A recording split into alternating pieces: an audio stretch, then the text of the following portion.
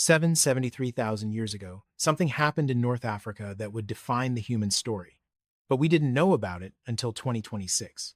That's when scientists in Morocco found a jawbone dated with a precision almost unheard of in archaeology that revealed the true origin of Neanderthals. Not Europe, Africa. The discovery triggered a cascade, forcing researchers to rewrite everything we thought we knew. Because the more ancient DNA we sequence, the more we realize Neanderthals were never separate from us. For most of the 20th century, human evolution was taught as a ladder. Homo erectus climbed to Homo heidelbergensis. Heidelbergensis split into two branches, one in Europe that became Neanderthals, one in Africa that became us. Clean, linear, separate. The story held together because it was simple. The fossils fit. The geography made sense. European Neanderthals stayed in their Ice Age refugia. African sapiens evolved in isolation. And then, around 50,000 years ago, we expanded out of Africa and replaced them. But between 2024 and 2026, 3 discoveries dismantled that model completely. The first came from a place called the Grotte Hominides, the Cave of Hominins, at Thomas Quarry 1, just outside Casablanca, Morocco. Excavations there had been ongoing for decades, but in 2026, researchers published something extraordinary. They'd found a mandible, a lower jawbone, cataloged as THI-GH-1, and they dated it to 773,000 years ago, plus or minus 4,000 years. Now, in paleontology, dates are usually fuzzy. Radiocarbon dating only works up to about 50,000 years. Beyond that, you're relying on volcanic ash layers or uranium decay, and the error bars get wide. A fossil dated to 500,000 years ago might actually be anywhere between 400,000 and 600,000. But Thomas Quarry is different. The researchers used a method called magnetostratigraphy. Here's how it works. Every so often, every few 100,000 years, Earth's magnetic field reverses. North becomes south. Compasses would point the wrong way. And when that flip happens, it leaves a signature in the rocks. Iron particles in sediment align with the magnetic field as they settle. So if you drill core samples through ancient lake beds or cave deposits, you can read the polarity like a barcode. Normal, reversed, normal, reversed. The last major flip happened 773,000 years ago. It's called the Brunhes-Matayama reversal, and the Thomas Quarry Cave captured it perfectly. The researchers took 180 magnetostratigraphic samples, tracking the exact position where the polarity switched from reversed to normal. The transition itself took 8 to 11,000 years, a geological eye blink. And the hominin fossils, including that mandible, were found in sediments deposited right at the boundary. This isn't a guess. It's a geological timestamp, 773,000 years ago. Here's why that matters. Geneticists have been using molecular clocks tracking mutation rates in DNA 2 estimate when different human lineages split apart, and they keep arriving at the same number for when modern humans and Neanderthals diverged. Somewhere between 765,000 and 550,000 years ago. The Thomas Quarry fossils sit exactly at that point. Not in Europe, in North Africa. When the team analyzed the morphology, the shape and structure, they used micro-CT scans to examine the enamel-dentine junction, the internal architecture of the teeth that doesn't get worn down by use. This is like reading the blueprint instead of looking at the finished building. And what they found was a hominin that didn't fit any known species. It wasn't Homo erectus. It lacked the specialized traits you see in Asian erectus fossils from Java or China. It wasn't Homo antecessor, the 800,000-year-old species from Spain, which already shows some Neanderthal-like features in the face. The Thomas Quarry hominins were more generalized, more basal. They look like what you'd expect the ancestor to look like before the split, before one branch started developing the heavy brow ridges, the mid-face prognathism, the barrel chest of classic Neanderthals. This fossil represents the root, the last common ancestor, not Homo heidelbergensis from Heidelberg, Germany, not some European stem group, a North African population that existed at the exact moment the lineages began to diverge. Some of them stayed in Africa and eventually became us. Others moved into Eurasia and became them. But if that ancestor was in Africa 773,000 years ago, what happened when that population spread into Europe? And why do the European fossils look so different? Jump forward to 430,000 years ago, northern Spain, the Atapuerca Mountains. Deep inside a cave system, there's a vertical shaft that drops 13 meters into darkness. And at the bottom, paleontologists found the remains of at least 28 individuals. Homo heidelbergensis, they called them. The textbook ancestor. But in 2014, researchers extracted nuclear DNA from one of the bones, and it revealed something unexpected. These weren't Homo heidelbergensis, or if they were, heidelbergensis was just an early Neanderthal. The nuclear genome placed them firmly on the Neanderthal branch, not the Denisovan branch, and definitely not ancestral to modern humans. These were Neanderthals, 430,000 years ago, already specializing, already diverging from their Denisovan cousins. But here's the problem. When researchers sequenced the mitochondrial DNA, the genetic material passed down through the maternal line, it didn't match later Neanderthals. It was closer to Denisovans. Why would early Neanderthals have Denisovan-like mitochondrial DNA, but later Neanderthals have a completely different type? The leading hypothesis is gene flow. Sometime between 400,000 and 200,000 years ago, a pulse of modern humans, or proto-modern humans, migrated out of Africa and interbred with the Neanderthal population in Europe. Their offspring survived, and the new African-derived mitochondrial DNA spread through the population, completely replacing the old Denisovan-like version. This wasn't the out of Africa we learned about. This was earlier, quieter. But it shows that the boundaries between these groups were never walls. They were permeable membranes. Fast forward to 2024. Grotte Mandrin, in the Rhône Valley of France. Excavators recovered skeletal remains of a Neanderthal male who lived sometime between 42 and 50,000 years ago. Late Neanderthal, Classic period. You'd expect him to be genetically similar to other late Neanderthals from Croatia, Belgium, or Russia. The researchers named him Thorin after the Dwarf King from Tolkien. And when they sequenced his genome, they discovered something that shouldn't have been possible. Thorin's lineage had split from the main European Neanderthal population 105,000 years ago. And for over 50,000 years, more than 2,000 generations, his population hadn't interbred with any other group. The genome showed high homozygosity. That means long stretches where both copies of a gene are identical, the signature of inbreeding within a small, isolated population. Thorin's ancestors had been mating among close relatives for millennia. But here's the strange part. He lived in the Rhône Valley, surrounded by other Neanderthal communities. There were groups in northern Spain, groups in Germany, groups in Italy, just a few hundred miles away. And yet, no genetic exchange. The closest genetic relative to Thorin wasn't from France, it was from Gibraltar. The Forbes' quarry specimen. This suggests that Thorin belonged to a distinct Mediterranean lineage, separate from the northern classic Neanderthals that we see in places like Vindija Cave in Croatia or the Altai Mountains in Siberia. The Neanderthals weren't a unified empire. They were an archipelago, disconnected islands of small populations, fragmented by geography, culture, or something else we don't yet understand. And that fragmentation made them vulnerable. Now, shift east. Denisova Cave, Siberia. In the 2010s, researchers found fragmentary remains of a mysterious hominin group, genetically distinct from both Neanderthals and modern humans. They called them Denisovans. But for years, we only had tiny scraps, a finger bone, a few teeth, a piece of skull, genomes, but no faces. Then, between 2024 and 2026, researchers sequenced a specimen called Denisova 25, a molar, 200,000 years old, the oldest high-coverage archaic human genome ever recovered. And it revealed that the Denisovans weren't one group. They were at least 3 separate lineages. Denisova 25 was genetically distinct from a later individual, Denisova 3, who lived around 65,000 years ago.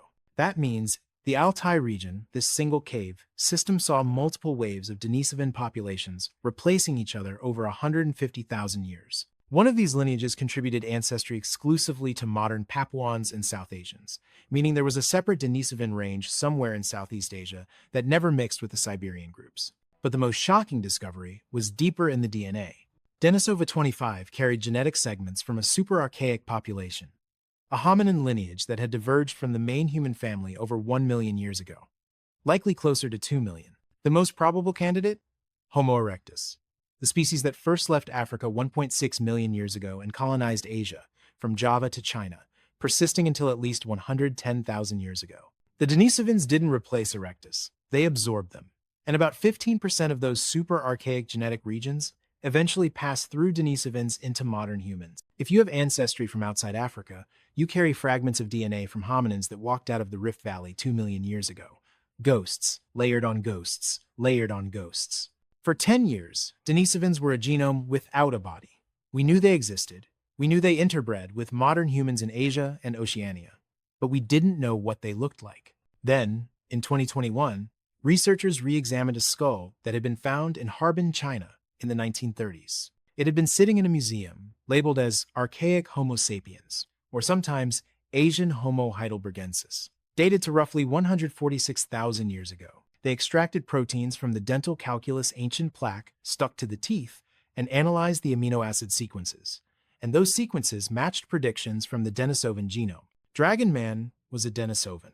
The Harbin skull is massive, thick brow ridges, a broad, flat face, a brain case larger than most Neanderthals, distinct from modern humans, distinct from Neanderthals, but undeniably human.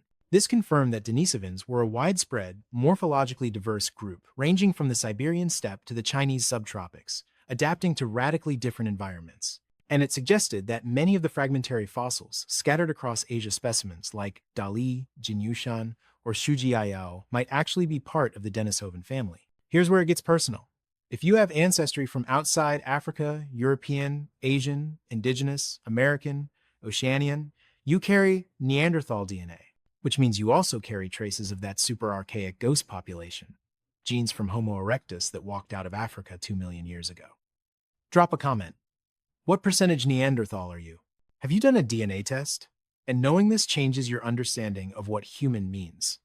Tell me how. In 2025, a team at Princeton, led by Joshua Akey, published a study that redefined the timeline of human Neanderthal contact. They used an AI-powered tool called IBD Mixed Identity by Descent Mixture Analysis, which can detect segments of shared ancestry without needing a clean reference population. And what they found was astonishing. Contact didn't happen once. It happened at least 3 times, spanning 200,000 years. The first wave was the earliest. Early modern humans, or proto-modern humans, left Africa and encountered Neanderthals somewhere in the Near East. They interbred, but the offspring stayed with the Neanderthal groups. We know this because the Altai Neanderthal from Siberia carries about 6% modern human DNA in its genome. But modern humans living today carry no trace of this event. The genetic contribution went one way, into the Neanderthals, not out. A second pulse of interaction, probably in the Levant, modern-day Israel, Lebanon, Syria. Again, the genetic traces are faint. The third wave is the one we've known about, the major out-of-Africa migration. This is the event that introduced the 1 to 2% Neanderthal DNA that exists in all non-African populations today. But here's the question. If modern humans and Neanderthals were meeting, mating, and producing fertile offspring 200,000 years ago, why did Neanderthals still exist 150,000 years later?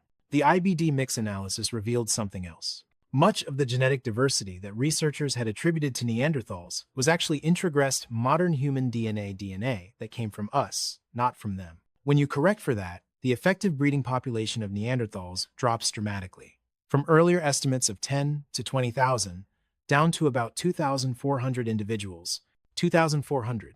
That's smaller than many modern hunter-gatherer groups. Neanderthals didn't die out in a sudden catastrophe. They didn't lose a war. They weren't outcompeted for resources in a zero-sum game. They were genetically swamped. Over 200,000 years of periodic contact, the numerically superior modern human populations absorbed the smaller Neanderthal groups. Like a drop of dye dissolving into a bucket of water, the boundaries blurred. The populations merged. This is the assimilation model, and it's supported by the genomic evidence. When you look at the modern human genome, there are large regions, especially on the X chromosome, that are completely devoid of Neanderthal DNA. These archaic deserts exist because hybrid males were often infertile, a phenomenon called Haldane's rule. Natural selection purged those segments immediately.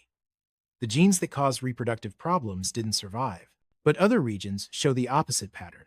Neanderthal variants related to immune function, especially resistance to RNA viruses like coronaviruses, were positively selected. Same with genes affecting skin pigmentation and hair texture. These weren't just neutral hitchhikers. They were adaptive advantages. Pre-adapted tools that modern humans acquired when they moved into Eurasia, helping them survive local pathogens and low UV environments. The Neanderthals gave us gifts, coded in DNA. So, where did the Neanderthals come from? The answer isn't a single location or a single moment. It's a process that unfolded over hundreds of thousands of years. It began with a population in North Africa, something like the Thomas Quarry hominins 773,000 years ago. That population split. Some stayed in Africa and eventually became the ancestors of Homo sapiens. Others moved into Eurasia. Over time, the Eurasian branch accumulated the traits we associate with Neanderthals: heavier brow ridges, mid-face prognathism, barrel chests adapted to cold climates. This wasn't instantaneous. It was gradual accretion features, added layer by layer across millennia. But those populations never fully isolated. Gene flow continued. Pulses from Africa brought new mitochondrial lineages. Interactions with super-archaic groups like Homo erectus added ghost DNA. And starting at least 200,000 years ago, modern humans began mixing with Neanderthals repeatedly. The fragmentation groups, like Thorin, isolated for 50,000 years, made them vulnerable. Small populations are fragile. Inbreeding reduces genetic diversity. Climate shifts can wipe them out. And when waves of modern humans arrived, carrying larger population sizes and more diverse gene pools, the Neanderthal populations were absorbed. So what even is a Neanderthal? If they're part African, part super-archaic ghost, and constantly mixing with modern humans, where do you draw the line? This is the debate splitting the field right now. Are Neanderthals a separate species, Homo neanderthalensis, that hybridized with Homo sapiens? Or were they a subspecies, a regional variant of a single, highly variable species that spanned 3 continents? The evidence increasingly points to the second option. 200,000 years of fertile hybrids. Continuous gene flow. No hard reproductive boundary. The family tree isn't a tree. It's a braided stream. Lineages split, reconnect, split again. There are gaps. Critical gaps. We need more ancient African genomes from between 500,000 and 800,000 years ago. That's the period when the split was happening.